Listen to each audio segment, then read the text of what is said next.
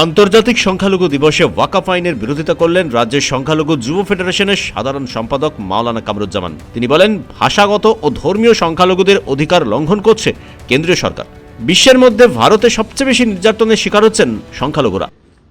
দেখতে পাচ্ছি যে ভারতবর্ষে আজকে বৃহত্তর গণতান্ত্রিক দেশ বিশ্বের মধ্যে, এই দেশে সংখ্যালঘুরা সব থেকে বেশি নির্যাতিত এবং 2025 সালেই সংখ্যালঘুদের ধর্মীয় অধিকার কেড়ে নেওয়ার পদক্ষেপ হিসাবে ওয়াকফ সংশোধনী আইন করা হয়েছে, যে আইনের দ্বারায় সংখ্যালঘুদের মসজিদ, মাদ্রাসা, কবরস্থান পরিচালনা করার যে অধিকার, সেটাও সিংহভাগ সরকার নিজে কেড়ে নেওয়ার চেষ্টা করেছেন।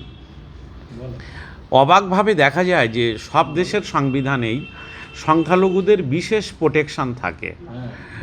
ভারতবর্ষে আমরা বিশেষ কোনো প্রোটেকশন চাই না, কিন্তু মন্দিরের জন্যে যে প্রোটেকশন আছে, যে সরকারি বিধি আছে, মসজিদের জন্যে সেই বিধি, সেই নিয়ম কেড়ে নেওয়ার যে চেষ্টা, এটা অত্যন্ত দুর্ভাগ্যজনক।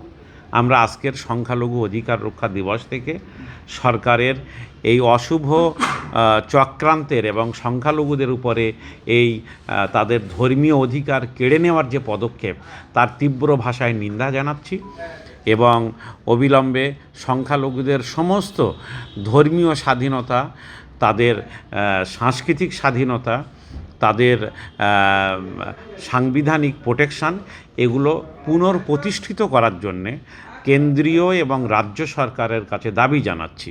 মাওলানা কামরুজ্জামান বলেন, ধর্ম মানুষের নিজস্ব বিষয়, রাষ্ট্র হস্তক্ষেপ করতে পারে না সংখ্যালঘুদের অধিকারে। শেখ এরশাদের রিপোর্ট, পূবের কলম ডিজিটাল।